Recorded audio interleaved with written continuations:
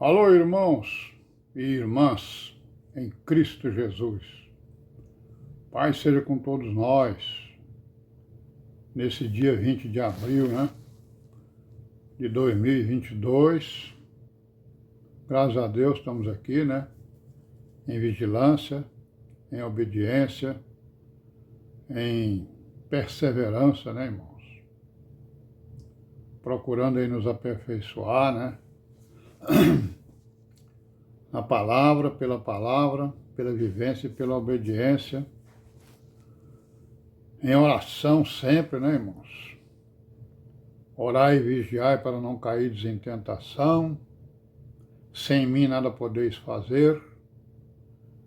E isso aí são exatamente, as palavras do Senhor Jesus, às quais devemos estar sempre atentos, 24 horas no dia, para termos uma comunhão perfeita com Ele, e com o Pai, e amém, e graças a Deus por isso. Então, irmão, vamos continuar aí, com a nossa pequena fala, pequena meditação aí diária. Estamos falando aqui dos desígnios de Deus, estamos falando aqui, das sombras, e da realidade da palavra do Deus vivo. Estamos falando aqui, que Israel é sombra, tal, que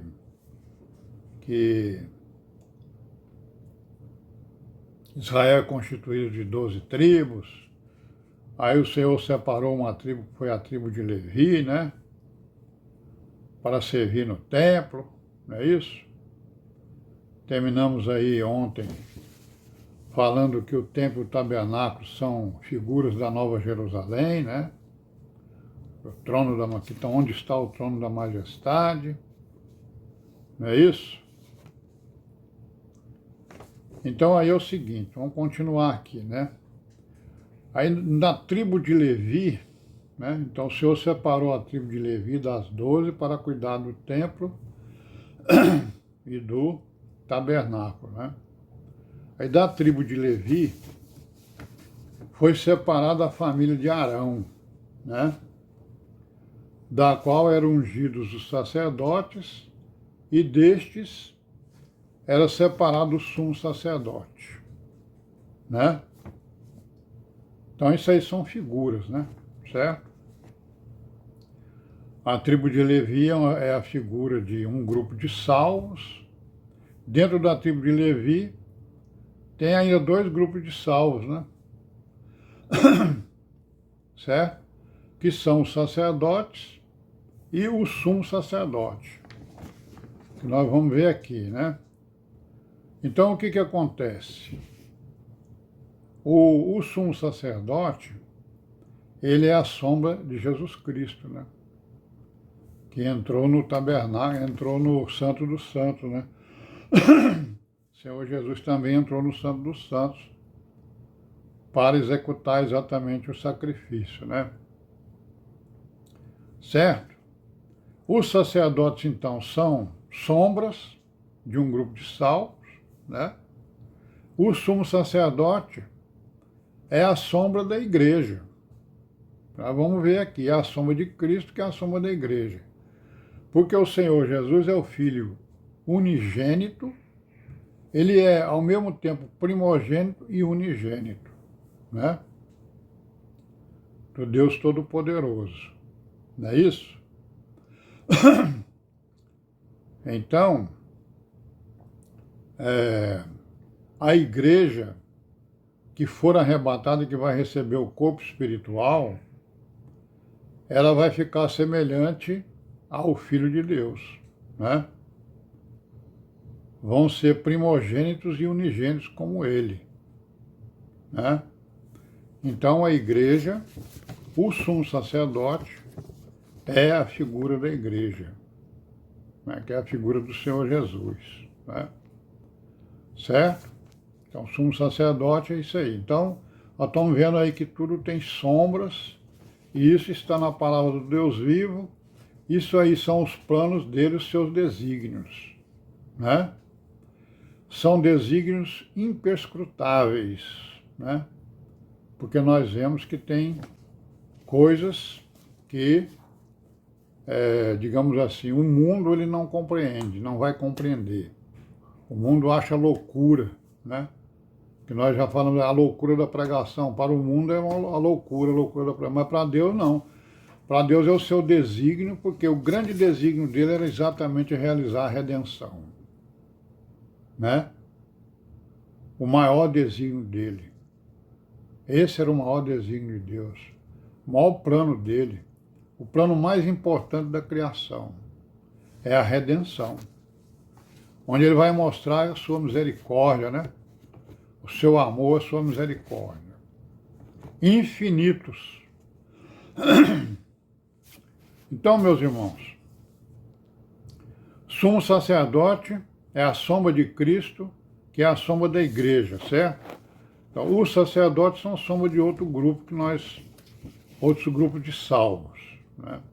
Então nós estamos vendo aí, ó, se Israel, a nação, é a sombra dos grupos de salvo, do lago de fogo que nós estamos falando, né, a segunda morte, então se ela é a sombra do milênio e a sombra da eternidade, isso significa que no milênio e na eternidade vai haver, né, coisa semelhante como as 12 tribos, né?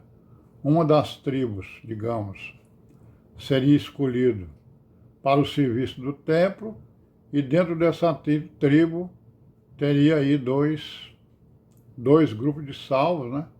Um que é a igreja que recebe o corpo espiritual e um outro, né?